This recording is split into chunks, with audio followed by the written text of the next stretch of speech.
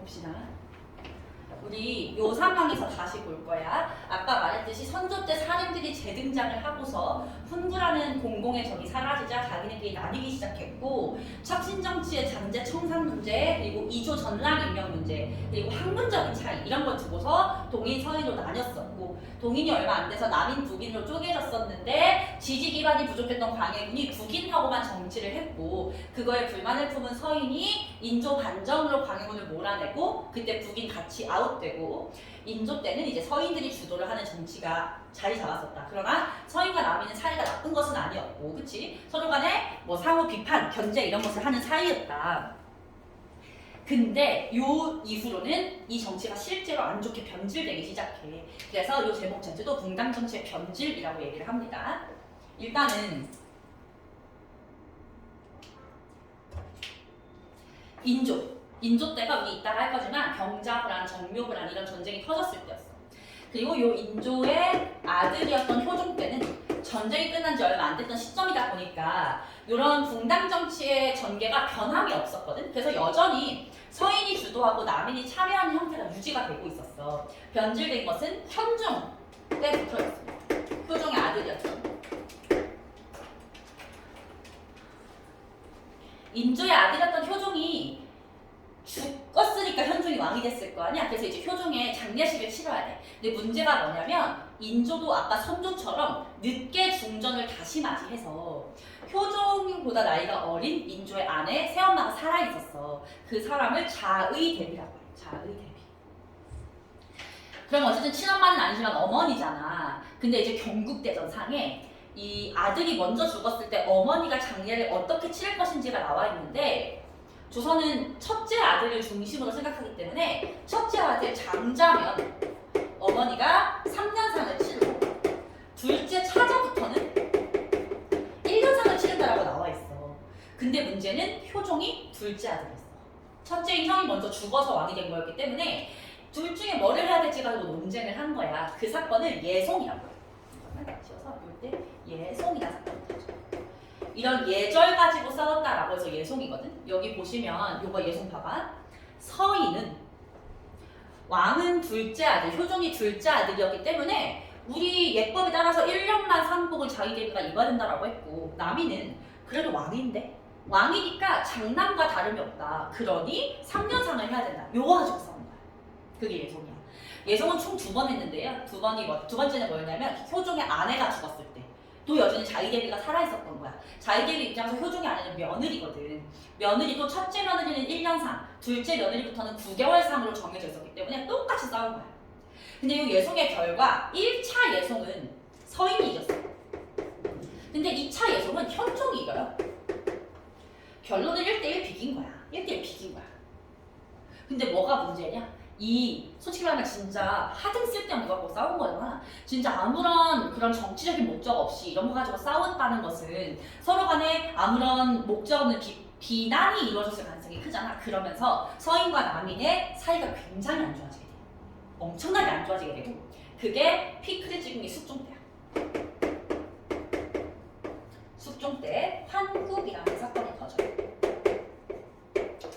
환국은 국정이 바뀐다라는 뜻이거든. 장희빈 얘기 들어본 적 있어? 장희빈 장씨? 막 드라마로도 만나줘. 옛날에 막 김태희가 장희빈 역할 하고, 우리나라 여자 연예인 중에서 예쁘다 하는 사람 다 장희빈 역할 한 번쯤은 해봤어. 막 김혜수도 옛날에. 그 장희빈은 조선 최고의 미녀라고 알려진 사람이지. 실제로 정말 조선 왕조 500년 중에 가장 아름다운 여자였을 수도 있어. 근데 그때 왕이 숙종이었거든. 얘 설명해줄게. 숙종이라는 애는, 여기다가 쓰면 이거 영상이 안 나올 것 같아서 여기다 쓸게. 숙종은 조선 왕 중에서 최고의 바람둥이였어. 엄청난 바람둥이였는데 어쨌든 결혼했을 때 중전이 있었을 거 아니야. 이 숙종의 중전은 인현아라고 하는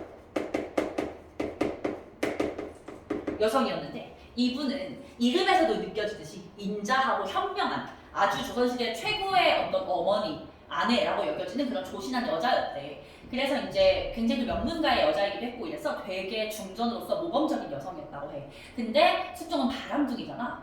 이 년은 재미가 없는 거야. 여자가 좀 안 칼지고 이런 맛도 있어야 되는데 재미가 없어서 다른 여자애가 없나 이러면서 찾던 중에 어느 날 자기 어머니한테 문안 인사를 드리러 갔는데 어머니를 모시고 있는 궁녀 한 명이 너무 예쁜 거야. 걔한테 한눈에 반해요. 걔가 장희빈이었어.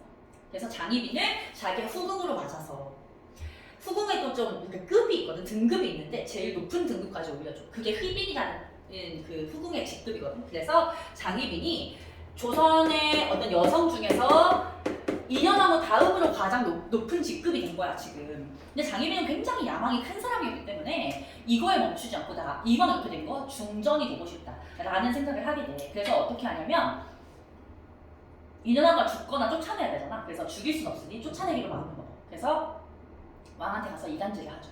그래가지고 막 그런 거 있잖아. 막 자기 몸에 상처 낸 다음에 가서 중전께서 이렇게 하셨습니다 막 이러고, 그럼 이제 왕이 그럴 리가 없는데 엄청 착한데 이러면 막 전화 앞에서만 착한 척하고 뒤에서는 저를 자꾸 괴롭힌다 이렇게 얘기를 하는 거야.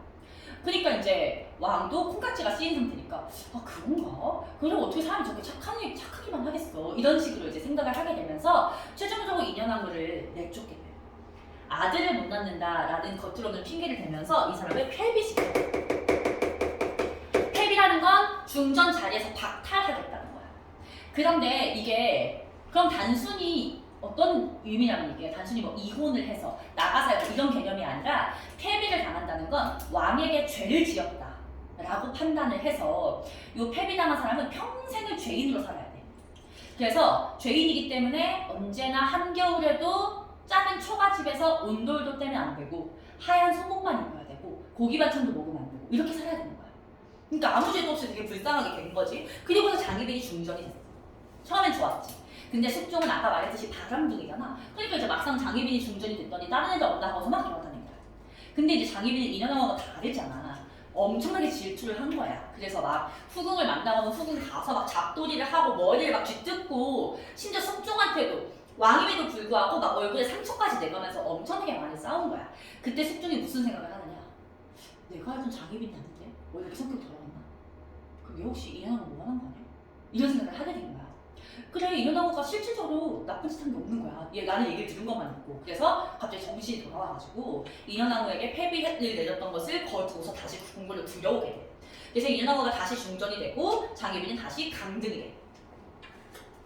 이 상태에서 이제 인현왕후가 너무 착한 사람이었기 때문에 왕이 뭐 미안하다 이렇게 얘기를 해도 괜찮다 이러면서 막 들어오는 거지. 근데 원래도 좀 몸이 약한 사람이었는데 나가서 그렇게 추운 겨울에도 막 소복 입고 이렇게 지내다 보니까 2년 동안 굉장히 몸이 약해져 있었던 거야.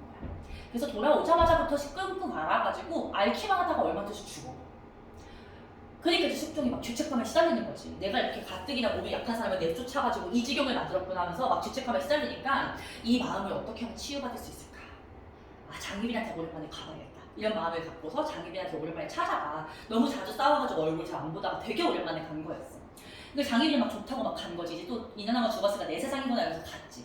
그래서 이제 장희빈의 집 쪽에 이렇게 한 바퀴 걷는데 장희빈 집 뒤에 못 보던 작은 건물이 하나가 있는 거야. 이거 뭐 하는 건물이지? 하고서 이제 들어가는데 장희빈이 막 가지 말라고 말려. 별거 아니라고 전학해서 가실 곳이 아니라 너무 누추하다 이러면서 말려. 더 궁금하잖아. 들어갔어. 온 사방에 부적이 붙어있고 인현왕후의 이름을 써가지고 인형에 붙여서 그 인형에다 못을 박아놓은 저주의 흔적이 발견된 거야. 실제로. 그래서 이제 숙종이 그때 열받아가지고 네 년이 죽였구나. 네가 저주해서 인현왕후가 죽은 거구나 라고 하면서 최종적으로 장희빈에게 사약을 내려. 실제 이야기거든. 물론 조금 스토리적으로 가리는 건 있겠지만 이게 한국이야 사실은.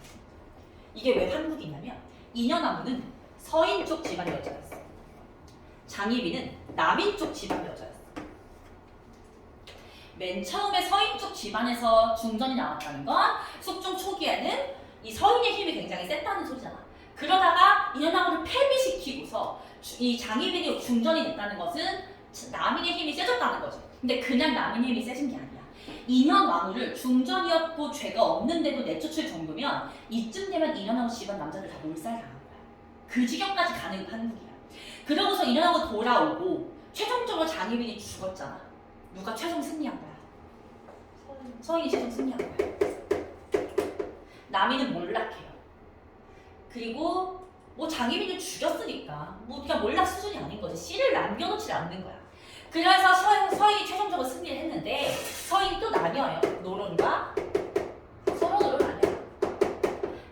남아있는 남인 남인들을 어떻게 대할 것이냐를 두고서 얘는 남인에 대한 강경파, 얘는 남인에 대한 농건파 이렇게 나뉘고요. 정말 최후의 승자는 노론이라고 보시면 돼요. 오케이? 자, 여기 교재 한번 읽어보자. 이제 지우고. 환국이란 집권 분당이 급격하게 교체되는 상황이고 서인과 남인이 번갈아 집권하면서 상대 분당을 탄압하는 것이 환국인 거야. 그러니까 너무너무 지금 안 좋은 상황인 거지. 최종적으로 남인이 몰락하고 서인이 이기지만 서인이 노론과 소론으로 또 분열이 된다. 그러나 권력은 노론에게 집중이 되는 거죠. 그러면 내가 아까 권력은 분산되는 게 좋은 거라고 했잖아. 근데 이제 권력이 노론한테 몰리게 되죠. 이런 현상을 일당전제화라고 얘기를 해요. 일당전제화. 한 당이 모든 권력을 다 갖는다. 좋은 게 아니지, 그치? 그래서 숙종이 사실 지가 잘못했잖아. 지가 잘못해놓고서 이거 어떻게든 수습해보겠다면서 탕평책이라는 걸 제기를 해요. 탕평책은 뒤에서 더 중요하게 배울 건데 평평하게, 한마디로 하면 공평하게 이 모든 분당들을 대하겠다라는 거지만 숙종 뭐 지가 한 짓이 있는데 왕권이 좀 실시됐을 거 아니야? 제대로 실시되지 못했어. 그러고서 저 탕평책을 이어받은 게 바로 영조와 정조였던 거야. 자, 그리고 우리 여기 날개단에 이 그림 있죠? 전후기 정치변화. 이 그림 별표 3개 하시고요.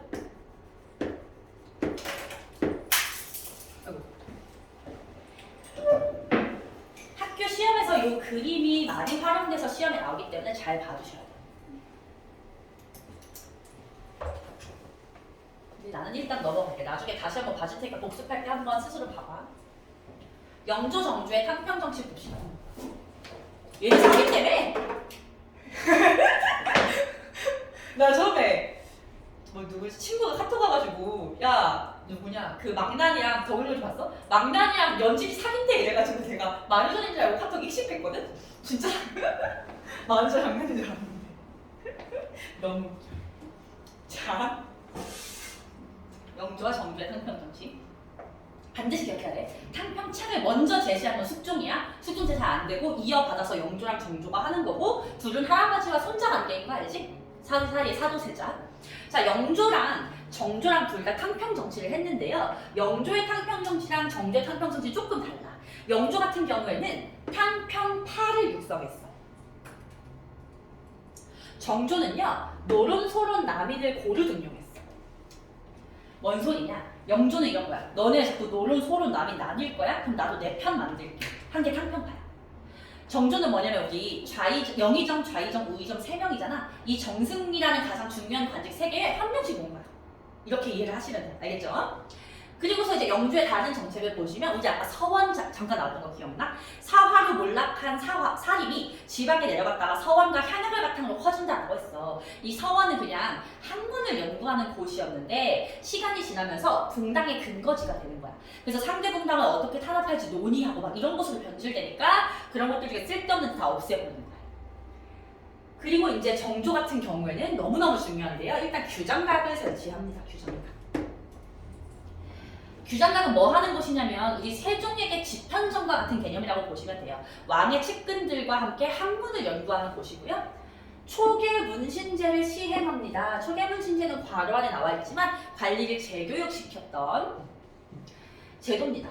원래만 정조는 진짜 똑똑한 왕이었거든. 거의 세종대왕 뺨칠만큼 똑똑했어. 그렇기 때문에 내가 직접 관리를 교육시킨다 라고 해서 이제 자기 편을 좀 늘리려고 한 거지. 장룡령을 설치 했고요. 장룡령은 왕을 지키는 왕의 친위부대, 왕의 보디가드. 그리고 이제 수원화성은 알죠? 자신의 어떤 정치적 이상을 실현시킬 수 있도록 수원화성을 설립해서 저기에다가 사실 저기를 수도로 옮기려고 했다가 그건 못했지. 근데 한계는 뭐냐면 영조 정조 둘 다 굉장히 왕 자체가 똑똑하고 왕권이 강한 사람들이었어. 그래서 이제 붕당의 힘을 눌러놓은 건데 이게 근본적 해결은 아니었다는 거야. 그렇기 때문에 만약에 영조 정조만큼 똑똑하지 못한 왕이 올라오거나 왕권이 약한 상태로 왕이 올라와 버리면 이 붕당들은 다시 권력을 잡게 된단 말이지. 마치 용수철을 힘으로 눌렀을 때 손을 떼면 다시 오히려 더 튀어오르는 것처럼 그런 결과를 가져올 수가 있었다는 거야.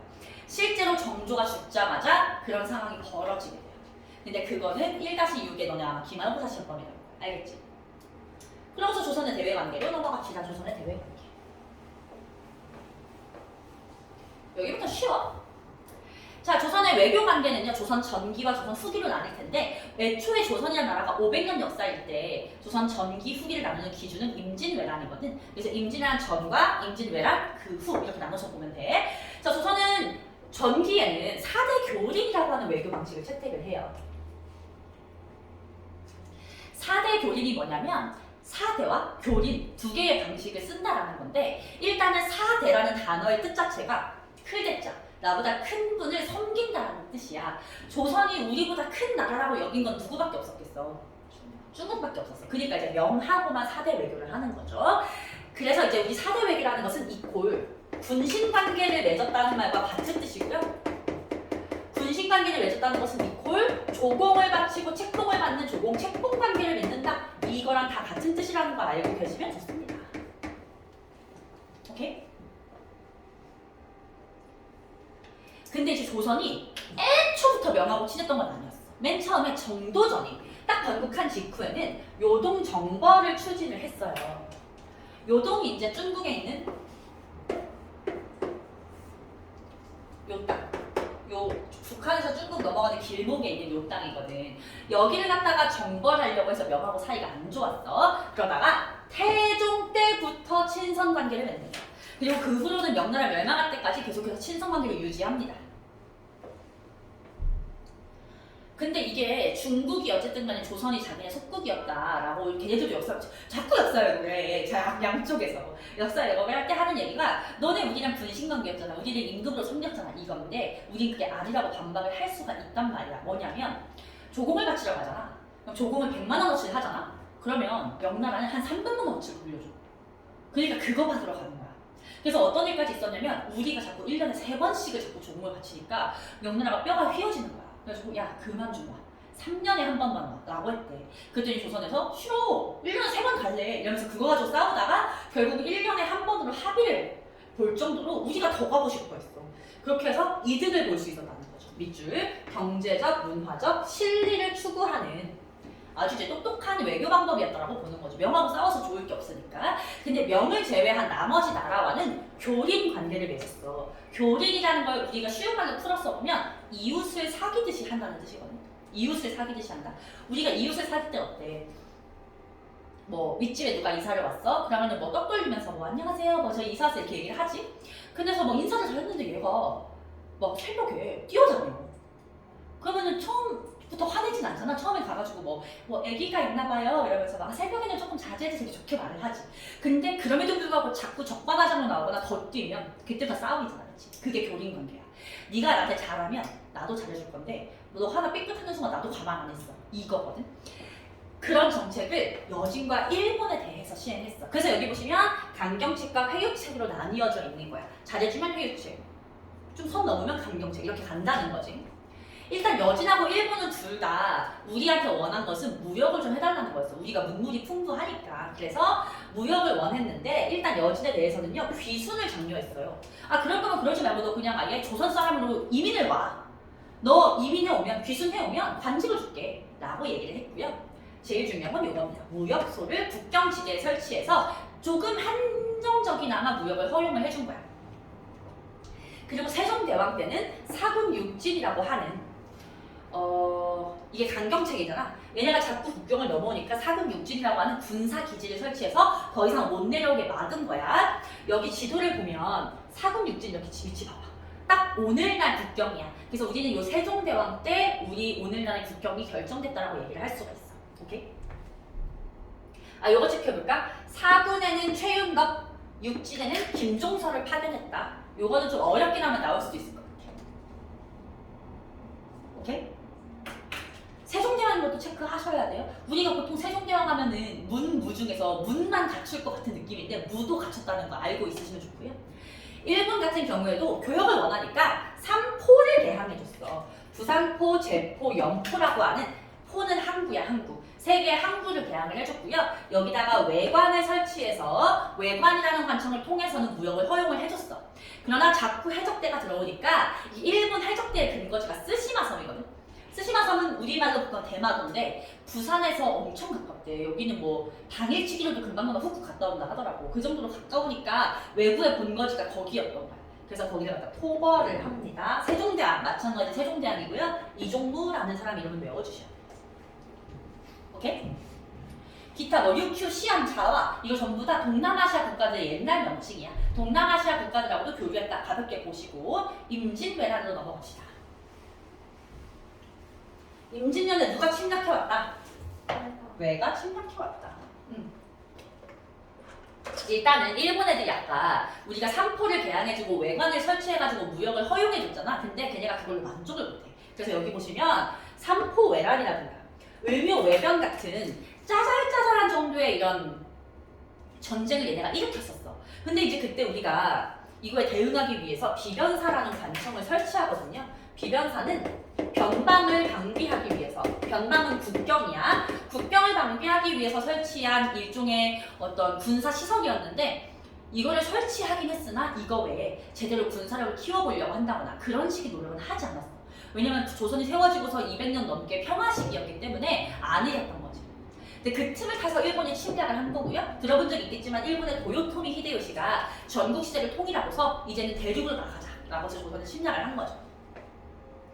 임진왜란 전개 과정은 생각보다 고등학교에서 시험에는 많이 안 나와. 그냥 읽어만 볼게. 자, 당연히 우리 여기 옆에 지도를 보시면 일본 애들 위치상 당연히 부산으로 들어갔겠죠. 부산으로 들어가서 서울까지 올라가는 거야. 부산에서 서울까지 2주밖에 안 걸렸대잖아. 그치? 근데 이 한성이 함락될 때 왕이었던 선조는 도망갔다고 했잖아. 밑줄 칠게요. 선조는 의주로 피난을 합니다. 의주 여기. 완전 그냥 강만 건너면 중국이잖아. 원래는 중국으로 도망가려고 했는데 중국에서 오지 말라 그랬대. 네가 왕인데 어떻게 백성을 버리고 오냐 이러면서. 근데 이제 선조가 지도 민망스러운 거야. 백성을 버리고 간다는 게. 그래서 뭐라고 하면서 갔냐면 다른 게 아니라 내가 직접 명나라에 지원군 요청하려고. 그러면 명나라가 군대를 보내줄 거야. 라면서 가서 명나라에 지원군을 요청했죠. 어쨌든 간에 그렇게 국토가 황폐화되어가는 와중에 요 남쪽에서 활약한 것이 바로 우리가 좋아하는 이순신 장군이고 전국 각지에서 의병들, 내 고장을 지키기 위해서 일어난 의병들이 활약을 하면서 일본을 막고 있었죠. 수군과 의병이 활약을 하고 명나라가 우리를 도와주기 위해서 군대를 보내줬어. 그래서 명나라가 참전하면서 이 세 가지가 맞물리면서 본격적으로 전세가 역전이 됩니다. 그래서 일본이 자기네한테 불리해지니까 야 휴전하자 라고 해서 휴전 협상이 전개가 돼요. 근데 휴전 협상을 3년 동안 했는데 최종적으로 결렬이 돼. 도요토미 히데요시가 미쳐가지고 명나라 공주를 자기한테 시집 보내라는 헛소리를 한 거야. 그래서 결렬이 돼서 일본이 다시 침략을 해와요. 그 다시 침략해온 사건을 정유재란이라고. 정유재란. 다시 제자. 다시 침략해왔다라는 거지. 우리 이순신 하면 떠오르는 대표적인 전투가 뭐야? 12척의 배로 일본을 다 싹 쓸어버렸나? 영화도 있잖아. 명량. 이순신의 명량대첩은 정유재란 때입니다. 혹시라도 순서를 물어볼 수 있기 때문에 명량대첩은 정유재란 때라는 거 알아두시면 좋아요. 그리고 이때는 사실 정유재란 때는 모든 전투에서 일본이 다 져. 딱 한 전투 일본이 이기거든? 그게 무슨 전투인 줄 알아? 선조가 이순신을 질투해가지고 한번 오게 가두거든. 이순신이 참전 안 한 유일한 한전투에서만 일본이 이기고 다 져. 그래서 일본이 가뜩이나 지네가 져가고 있는데 마침 도요토미 히데요시가 병 걸려서 죽어요. 그러면서 이제 철수를 하지. 철수하는 일본군을 끝까지 말살시킨 것이 이순신의 노량해죠. 끝. 그리고 이순신 장군도 이때 돌아가시죠. 전사. 사실 시험에 나오는 건 이거야. 전쟁의 영향과 결과입니다. 우리가 전쟁에서 이기기는 했으나 최대 피해자도 우리죠. 왜냐면 전쟁이 우리 땅에서 일어났으니까. 국토 황폐화, 인구 감소, 국가 재정 악화, 문화재 소실되고요. 요때 특히 우리 경복궁이 불타거든. 근데 웃긴 게 경복궁이 불타긴 했는데 그게 일본이 불태운 게 아니야. 선조 도망가서 빡친 우리 백성들이 직접 불태운 거였어. 그리고 여기 민주, 명을 숭상하는 관념이 확대된다. 우리 선조와 양반들은 임진왜란 끝나고 이 납장을 들고 다닐 면목이 없어. 왜냐면 전쟁에서 한 게 아무것도 없잖아.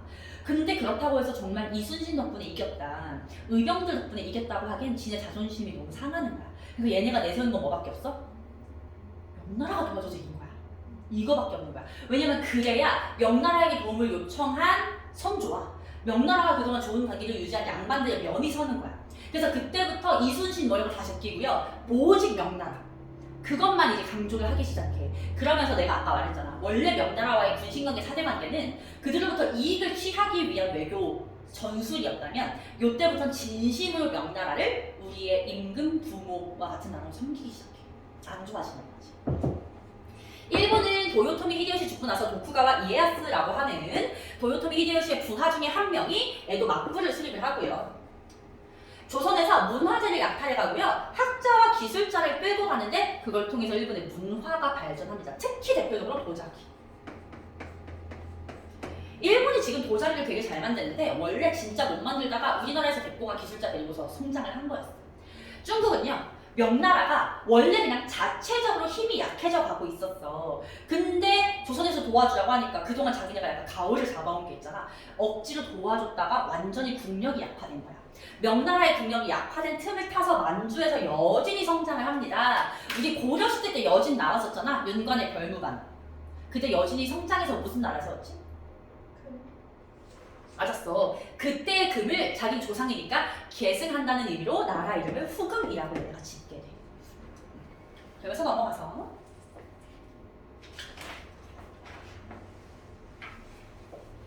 지금 더워가지고 얘 이렇게 끼고 있으니까 좀 시원한데? 쌤이 이 니트를 진짜 아끼거든. 그래가지고 이제 니트 더 넣을 때가 됐으니까 제일 아끼는 거 마지막으로 입고 나오려 했는데 지금 엄청나게 후회를 하고 있어. 근데 여기 안에 너무 내복 같은, 내복이 아니고 티인데 너무 내복같이 생긴 티를 입어서 벗을 수가 없어. 자, 이제 선조는 광해군이잖아. 아까 말했듯이 광해군은 뭐 자기 동생을 죽이고 이런 일이 있었지만 왕으로서는 굉장히 훌륭한 왕이었어. 이 광해군은 북인하고 함께 정치를 했죠. 북인 정권이었고요.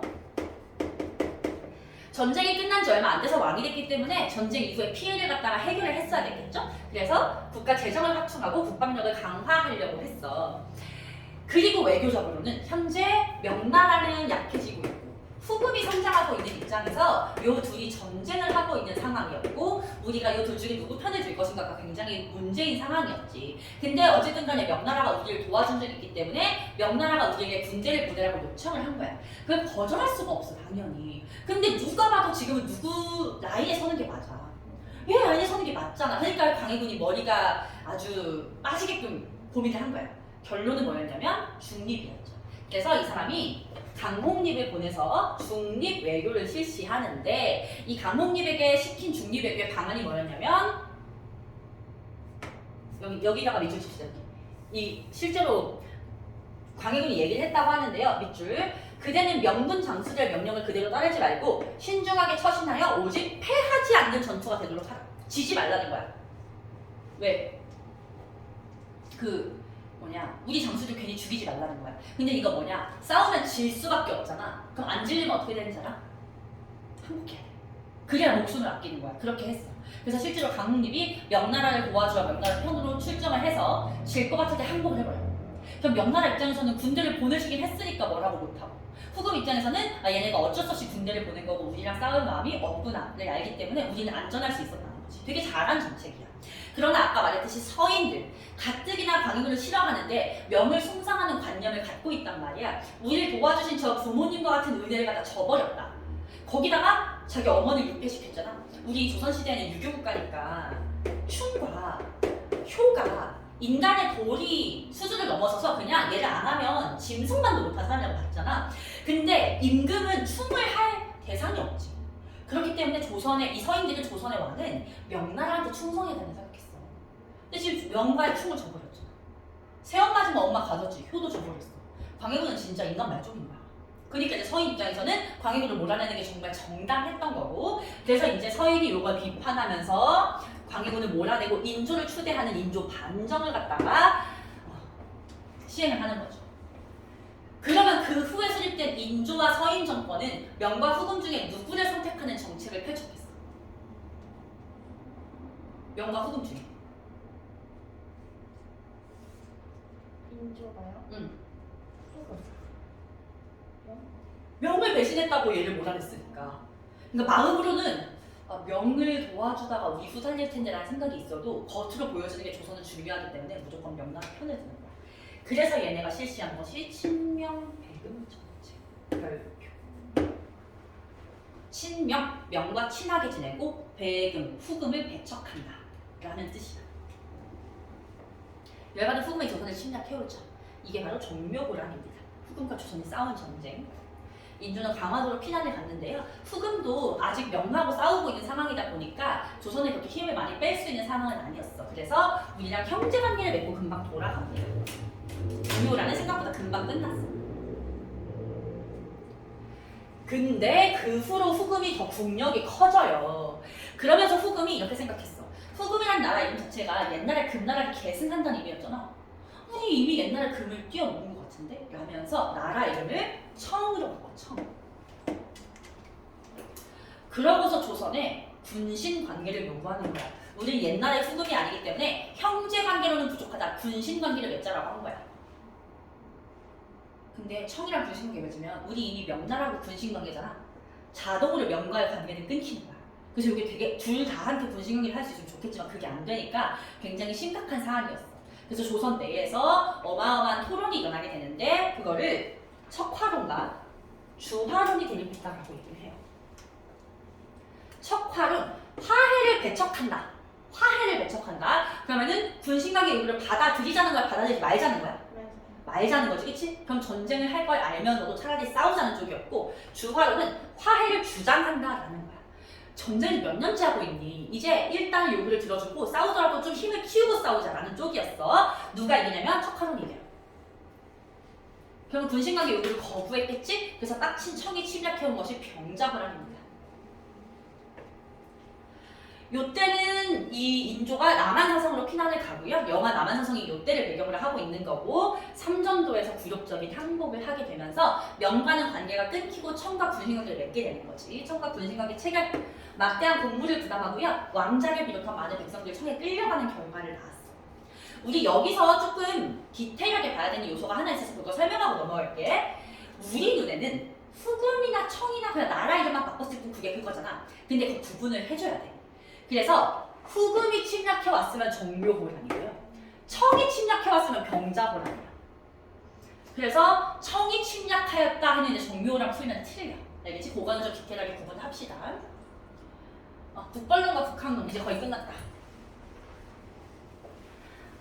인조의 아들이었던 효종 때 나의 아버지가 너무나 굴욕적으로 강화를 맺는 걸 봤기 때문에 아버지 대신 내가 복수를 해주겠다는 마음을 품게 돼. 그게 북벌론이야. 북쪽을 정벌하자라는 거야. 북쪽에 있는 청을 정벌하자. 어디 있니? 효종 때 아주 활발하게 진행이 됐고요. 효종 때 송시열 정도 이름 체크할게요. 송시열 등 서인이 지지를 해서 국방력을 강화하는 등 청과 싸우려고 시도했으나 실제로 신이 옮기진 않았어. 그리고 숙종 때는 남인을 중심으로 한 번 더 북벌론이 제기된 적은 있었다. 이 숙종 때보다 효종 때가 더 중요합니다. 그러고서 한 세기 지나서 우리가 북벌론은 17세기라고 보면 되고 북한론은 18세기에 보니까 청나라가 굉장히 잘 나가. 나라가 굉장히 부강하고 문물이 많고 특히 이때 서양의 어떤 다양한 과학기술 같은 게 청나라에 많이 들어왔었거든. 청나라의 사절단을 갔다 그걸 본 사람들이 지금 청나라를 여진족이라고 오랑캐라고 할 때가 아닌 것 같은데? 라는 생각을 한 거야. 그게 북한론이야. 북쪽에는 청을 배우자라는 거죠. 배울 학자. 청나라에 보낸 사신을 연행사라고 해요. 연행사가 갔다가 그들이 이제 주도를 해서 청 진짜 발달됐으니까 좀 배워보자라고 주장을 하게 되는 거고요. 여기까지 한번 봅시다. 북한어는 그 단어 의미만 알면 돼요. 요거는 너네 학교 교과서에 그냥 이렇게 참고자료 같이 나와 있는 건데 실제로 이제 조선의 서양 문물이 청을 통해서 전래가 돼. 그래서 뭐 이런 자명종, 천리경 이런 게 들어오고요. 요거 고려만독전도는 밑줄 치고서 요거 두 개 묶어서 별표할게요. 자, 혼일 강리역대 국도지도와 고려만독전도라는 두 개의 지도를 비교할 거야. 요게 조선 전기에 만든 지도고요. 요게 조선 후기에 만든 지도야. 이 지도 봐봐. 누가 세상의 중심에 있어? 중국. 다음으로 누가 커? 우리가 크잖아. 말도 안 되지. 근데 실제로 그때 당시에 세상을 바라보는 눈이 이랬다는 거야. 세계의 중심은 중국, 우리는 2인자. 근데 몇백 년 지나고서 보니까 서양을 통해서 이런 지도가 들어왔어. 우리가 오늘날 알고 있는 세계 지도와 거의 유사하죠. 그러니까 이제 세계는 넓고 중국이 세계의 중심이 아니라는 걸 알게 된 거야. 요거를 유식하게 뭐라고 얘기를 하냐면 여기다 밑줄 잡을까? 중국 중심의 세계관에서 벗어나는 데 영향을 줬다. 이해돼? 어렵지 않아요. 이익이라는 사람은 지구 구형설, 지구가 둥글다라는 걸 주장을 했고, 김성문, 홍대용 같은 사람은 지전설, 이거는 지구가 태양주를 본다는 공전하고 관련된 그런 주장이었어.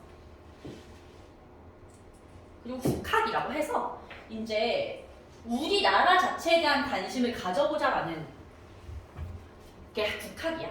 그래서 여기 보시면 안정복의 동사 강목, 동사, 동쪽의 역사라고 해서 우리의 역사에 대한 관심이고요. 유의 언문지, 혹시 훈민정음 처음 창제됐을 때 양반들이 한글을 언문이라고 폄하했다는 얘기 들어본 적 있어? 그 언문지야. 한글에 대한 관심. 요건 알다, 대동여지도. 자, 빨리 봅시다. 청해는 연행사를 파견했고요. 일본에는 외란 이후에 에도 막부가 조선의 국교 제기를 요청하면서 통신사를 파견했어요. 이건 그냥 이 정도만 볼게요. 청해 보낸 건 연행사, 일본에 보낸 건 통신사. 이 정도 구분하시면 되고요. 영토 분쟁 보면 진짜 마지막이야. 청하고 영토 분쟁이 있었어. 왜냐하면 아까 세종이 사군 육진을 설치했잖아. 근데 원래 요 국경지대는 조선 땅이나 여진 땅이나 구분 없이 그냥 니 땅 내 땅 얼렁덜렁 살던 땅이었단 말이야. 근데 요 여진 쪽이 청을 세웠더니 그때부터 갑자기 여기 넘어오지 말라는 거야. 그래서 야 우리 이제까지 잘 살았는데 왜 그래 치사하다 이러다가 결국에는 그래 비석으로 경계를 정하자라고 해서 백두산 정계비라는 비석을 설립했어요. 백두산에다가 경계를 정하는 비석. 일본하고는 독도 문제. 근데 독도는 누가 봐도 우리 땅에 이거는 100% 확실한데 요때 자꾸 일본의 어민들이 독도 쪽에 이제 물고기가 잘 잡히니까 자꾸 독도에 불법적으로 침입을 하길래 오지 말라고 안용복이라고 하는 나라의 관리도 아닌 일개 어부였던 사람이 직접 일본에 건너가서 얘기를 하고 오죠. 그때 일본 측에서 뭐라고 했냐면 미안해 너네 땅인데 라고 했다는 거지. 요게 이제 독도가 한국 땅인 증거가 되기도 하죠. 둘 다 아까 환국, 장희빈을 사랑했던 숙종대라는 거 알고 계시면 좋아요. 오케이? 그러면 진짜 끝입니다. 이렇게. 자, 됐고요.